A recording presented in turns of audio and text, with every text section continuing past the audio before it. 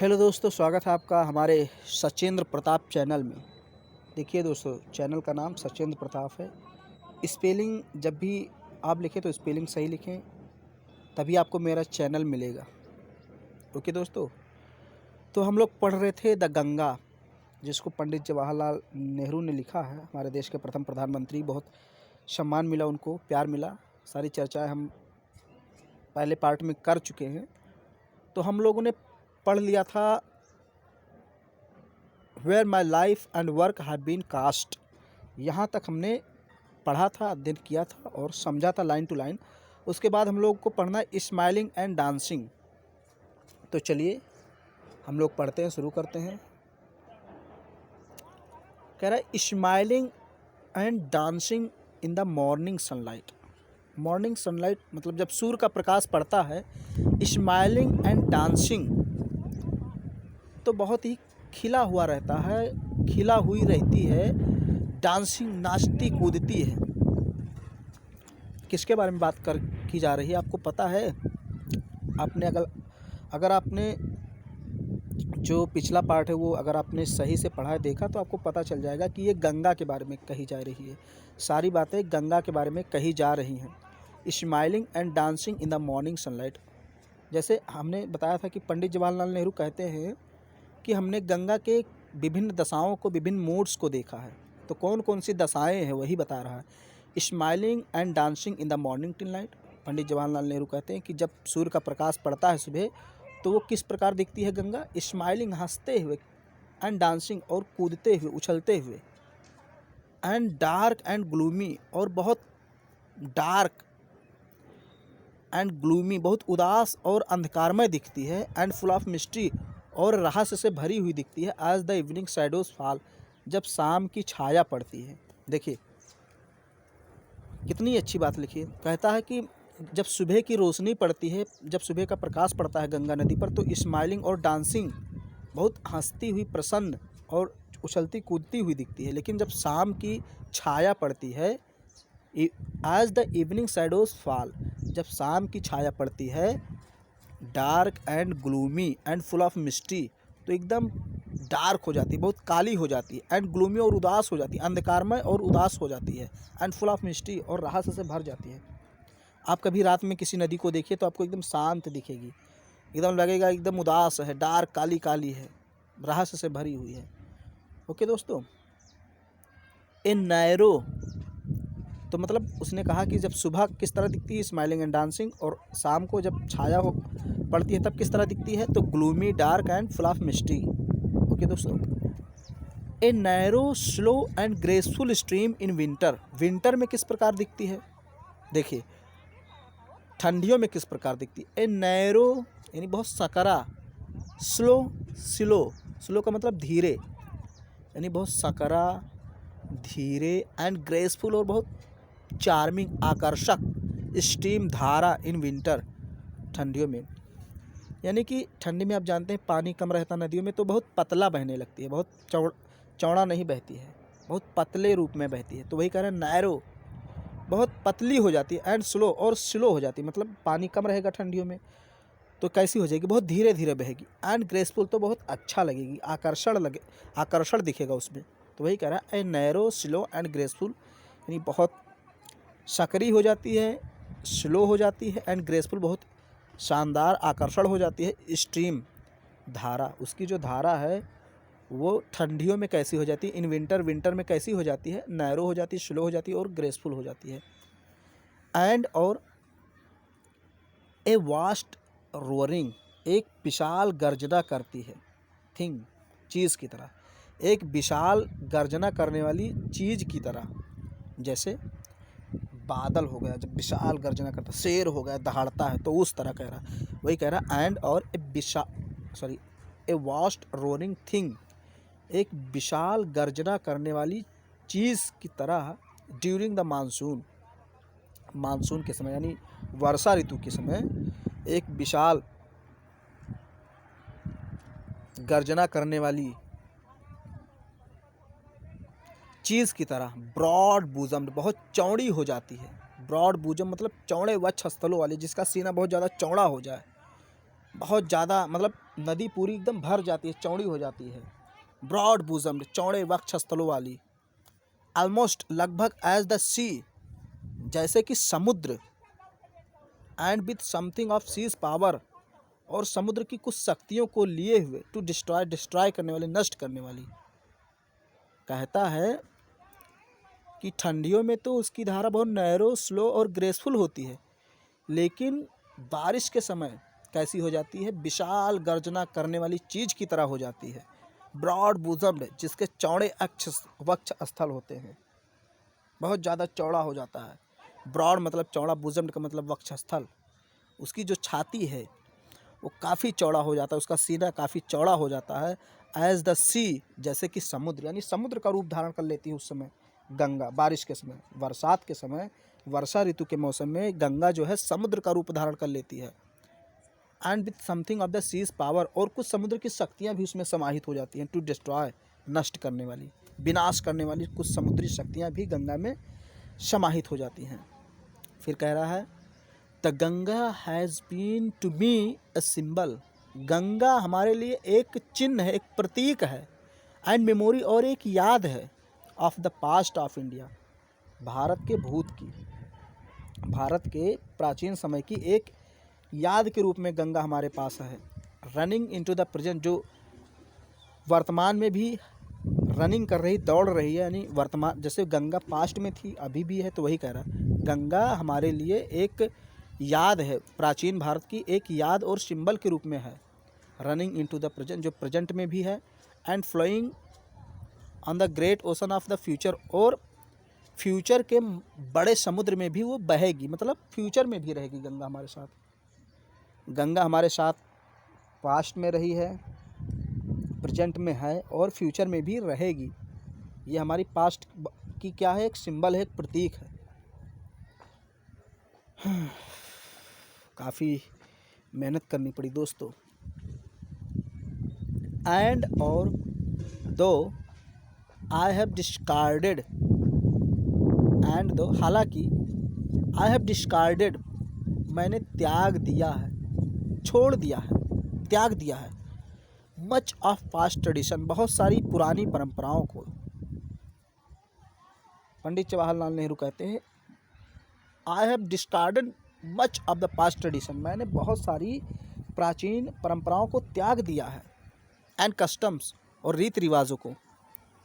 And N एनेक्सस, and एनेक्सस, और इच्छुक हूँ, और अब मेरी इच्छा क्या है? That India should read herself, कि इंडिया को भी छोड़ देना चाहिए, त्याग देना चाहिए। ऑफ ऑल साइकिल्स, उन सभी बंधनों को। दैट बाइंड, जो बांधती है। एंड कंस्ट्रेन, और रोकती है, हर, उसको। एंड डिवाइड हर पीपुल, और उसके लोगों को। एंड सप्रेस, और दमन करती है। वास्ट नंबर्स ऑफ देम, बड़ी संख्या का।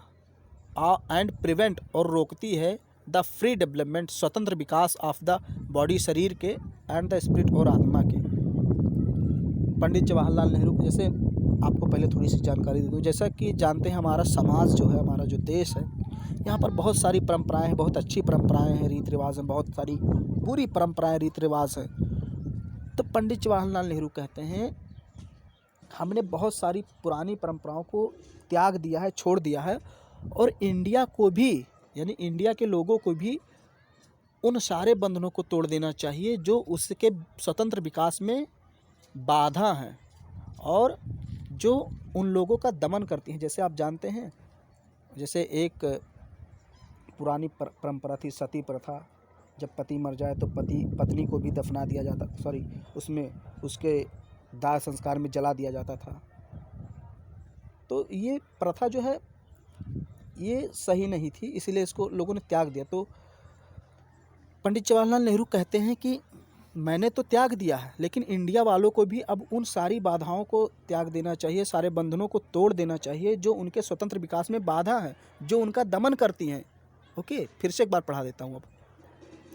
And although I have discarded much of the past tradition, हालांकि मैंने बहुत सारे प्राचीन परंपराओं को त्याग दिया। एंड कस्टम्स, और रीति रिवाजों को त्याग दिया है। एंड आई एम एन एक्सूस, और मेरी इच्छा है दैट कि India should read herself, India को छुटकारा पाना चाहिए, यानी इंडिया को भी त्याग देना चाहिए, ऑफ ऑल साइकिल्स, सभी बंधनों को, दैट बाइंड जो बांधती है, एंड कंस्ट्रेन हर और उनको रोकती है, एंड डिवाइड हर पीपुल और उसके लोगों को डिवाइड करती है, भेदभाव पैदा करती है, जो बंधन उनको त्याग दो, and suppressed vast numbers of them और जो उनका दमन करती है, सप्रेस का मतलब दमन करती है, वास्ट नंबर्स का मतलब विशाल मात्रा में, ऑफ देम उनका, यानी जो भारतीय लोग हैं उनका जो परंपराएं दमन करें, उन परंपराओं को त्याग दो, and prevent the free development और जो फ्री डेवलपमेंट यानी स्वतंत्र विकास को प्रिवेंट रोकती हैं, उन बंधनों को भी त्याग दो, ऑफ द बॉडी शरीर की, जो हमारे शरीर की, एंड द स्पिरिट और आत्मा की, जो हमारे शरीर और आत्मा की स्वतंत्र विकास को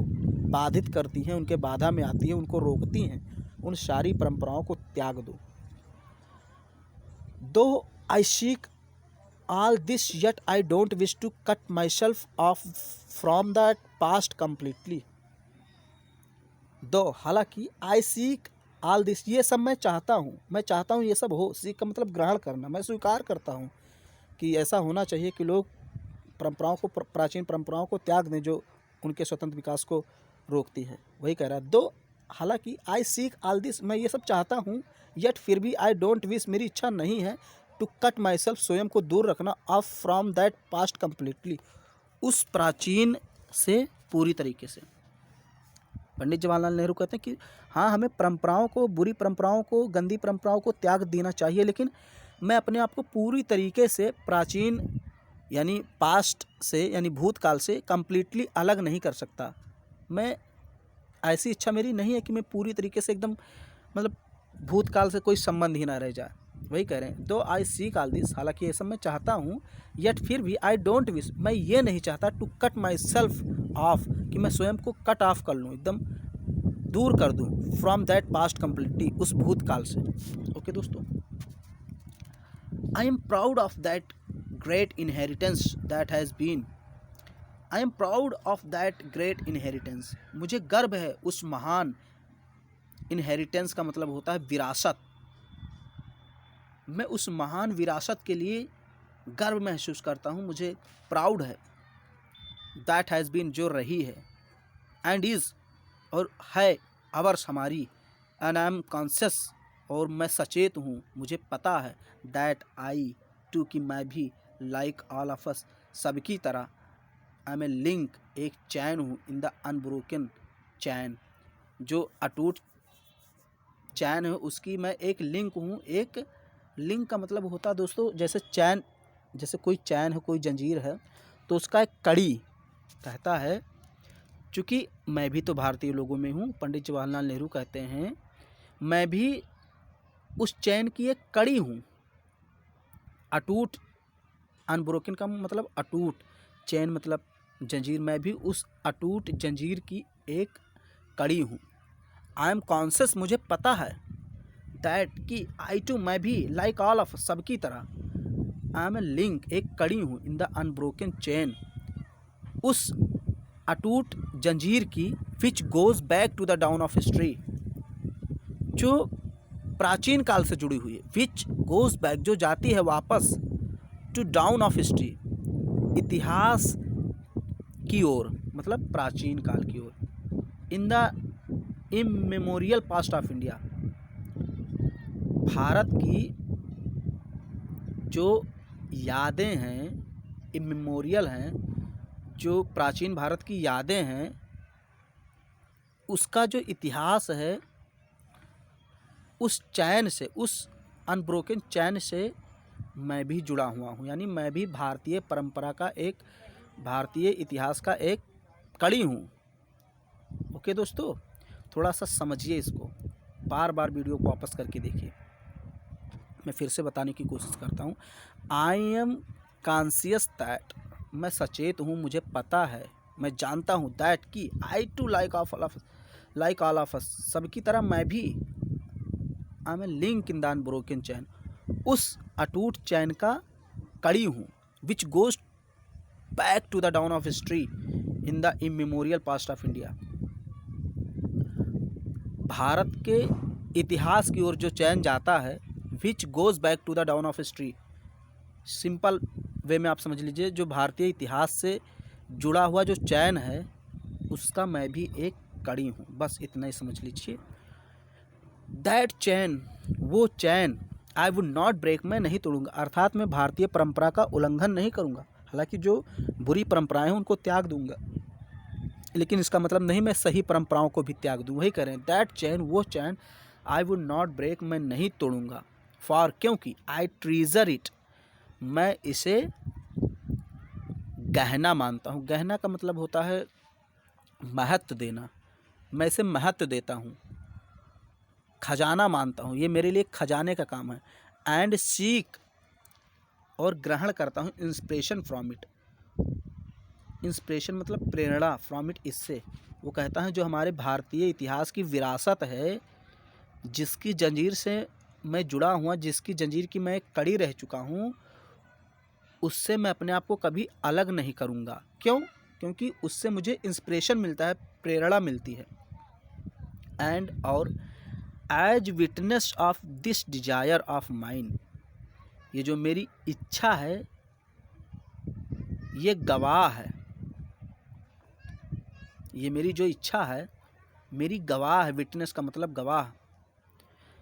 एज की माई लास्ट होमेज, जो मेरा अंतिम श्रद्धांजलि है, to India's culture inheritance, India के कल्चरल इनहेरिटेंस, सांस्कृतिक विरासत को, जो मेरी लास्ट इच्छा है कि इंडिया के जो सांस्कृतिक विरासत है इसको, I am making this respect request, मैं प्रार्थना कर रहा हूँ, दैट कि अब देखिए वो कह रहे हैं जो इंडिया की कल्चरल इनहेरिटेंस है, जो विरासत बनी हुई है, परंपरा बनी हुई, इसमें मैं भी थोड़ा सा योगदान दूँ, इसलिए वो कह रहे हैं मेरी इच्छा है, एज़ की माई लास्ट होमेज, मेरा अंतिम श्रद्धांजलि, to the India's cultural inheritance, भारत के सांस्कृतिक इनहेरिटेंस को हमारी अंतिम श्रद्धांजलि है। अब क्या है, I am making this request, मैं ये प्रार्थना कर रहा हूँ, दैट की ए हैंडफुल ऑफ माई एसेस, मेरी राख का एक मुट्ठी भर, be thrown into the Ganga, Ganga में फेंक दिया जाए, यानी हमारी मुट्ठी भर राख गंगा में फेंक दिया जाए। ये हमारी भारतीय को एक श्रद्धांजलि होगी, एक योगदान होगा, भारतीय जो संस्कृति है हमारी। एट गंगा, इलाहाबाद में, सॉरी हाँ, जो इलाहाबाद में गंगा बहती है वहीं पर हमारी एक मुट्ठी भर राख फेंक दी जाए, टू बी कैरीड, ताकि वो चली जाए, टू द ग्रेट ओशन, महान समुद्र में।